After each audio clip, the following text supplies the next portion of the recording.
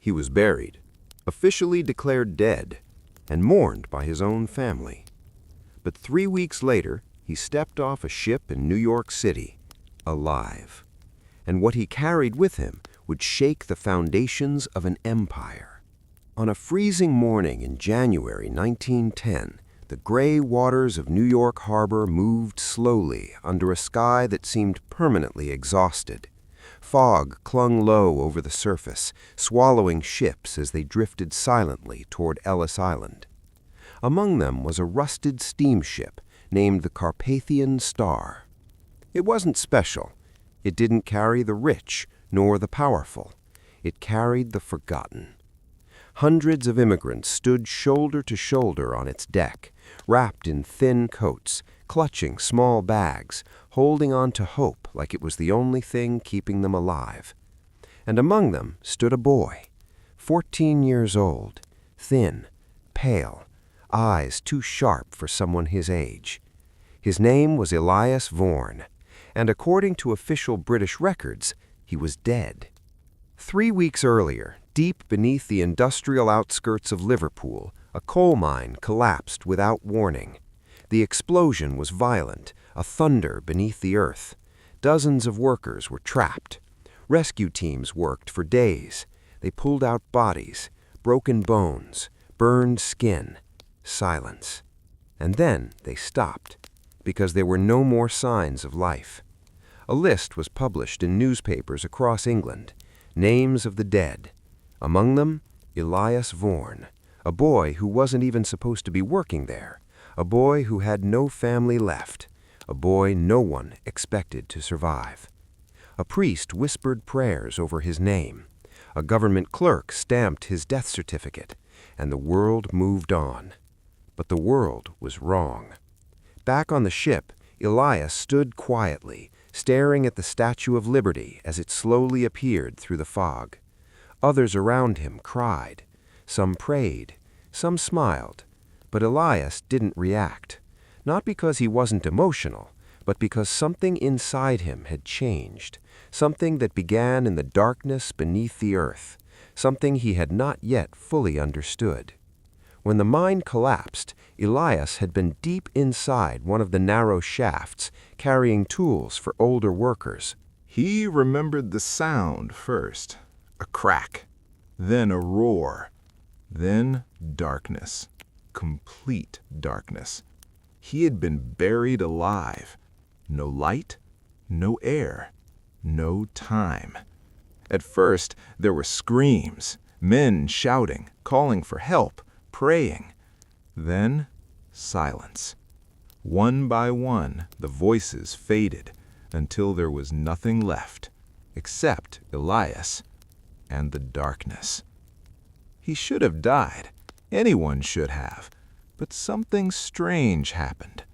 On the third day, or what he believed was the third day, he heard something. Not a voice, not exactly. More like a whisper inside his own mind. It didn't speak words, but it showed him things. Images, places, paths. It guided him through tunnels that should have been blocked, through air pockets that shouldn't exist. It led him out. When rescuers found the outer tunnel days later, they discovered something impossible. Footprints, small ones, leading away from the collapse, but no body, no survivor, nothing. And yet, here he was, standing on a ship, crossing an ocean, heading toward a country that had no idea what was coming.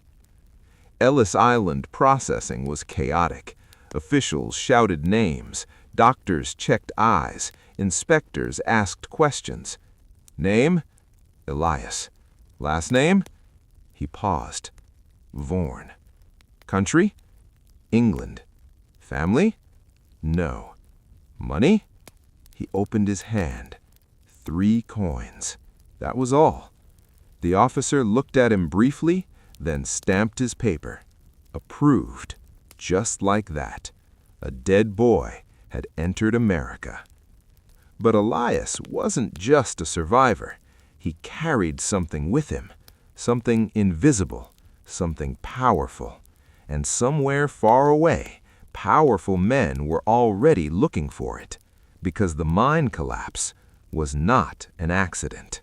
The boy who had been declared dead stepped onto American soil without knowing that the past had already begun chasing him.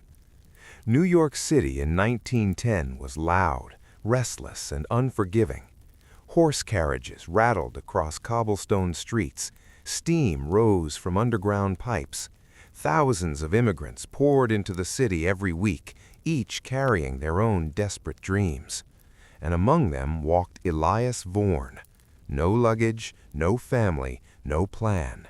Only the strange feeling that the darkness beneath the mine had changed something inside him forever. Ellis Island officials had already forgotten him. To them, he was just another immigrant child among millions. But Elias noticed things others didn't. When he stepped onto the ferry heading toward Manhattan, he felt it again, that quiet whisper in his mind. Not words, guidance. The same mysterious instinct that had helped him escape the collapsed mine. It told him where to step, where to stand, who to avoid. At first, he thought it was simply fear, but soon he realized something impossible.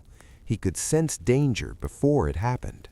Meanwhile, across the Atlantic Ocean, inside a quiet government building in London, several men sat around a long wooden table. The room was dim. Heavy curtains blocked the morning sun, and on the table lay a thin folder, stamped in red ink, confidential. A tall man with gray hair opened the file slowly. "Explain this again," he said coldly. Across from him sat a nervous clerk. "Sir, the boy was listed among the dead after the Liverpool mine collapse." "Yes," the man replied. "But now?" The clerk swallowed.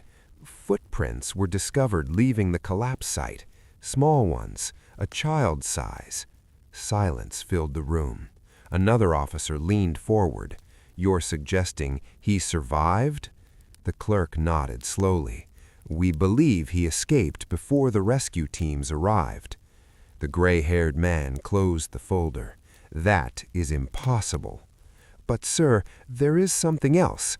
The clerk slid a photograph across the table. It showed the collapsed tunnel, but scratched into the coal dust near the exit were strange markings, symbols, not English, not numbers, something else entirely. The officer studied the photograph carefully. "Did the boy make these?" "We don't know." The room grew colder, because everyone at that table knew one thing.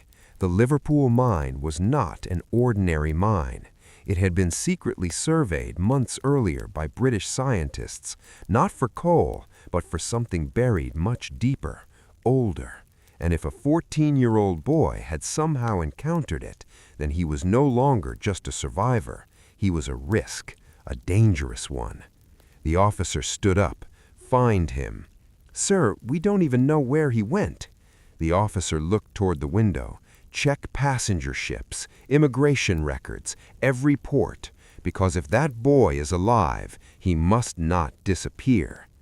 Back in New York, Elias wandered through the Lower East Side. The streets were crowded with factories, street vendors, and children running between buildings. He hadn't eaten properly in 2 days, but hunger wasn't what worried him. It was the feeling, the whisper.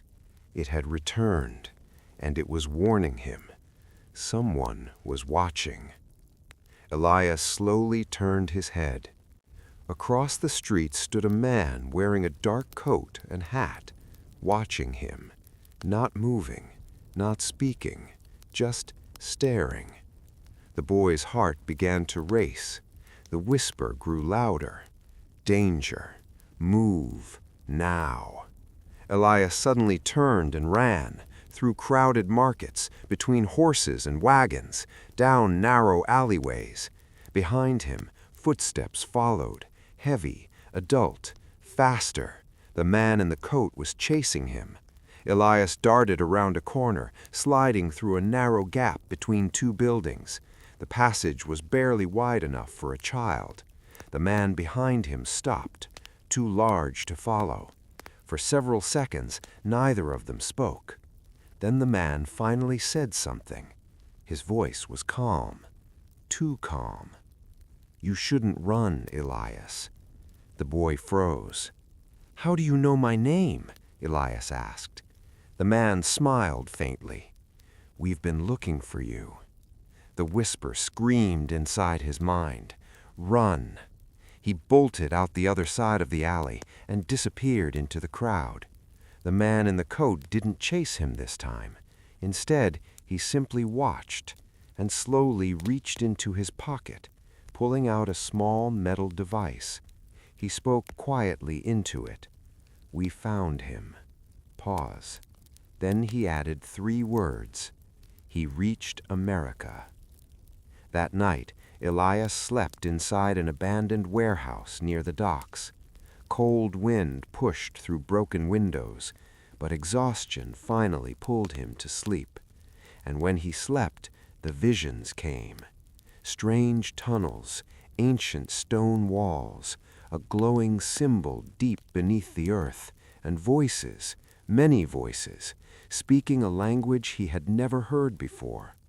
When Elias suddenly woke up, his heart was pounding, because the symbol he had seen in the dream was the same symbol carved into the coal dust inside the collapsed mine, and somehow he now understood what it meant.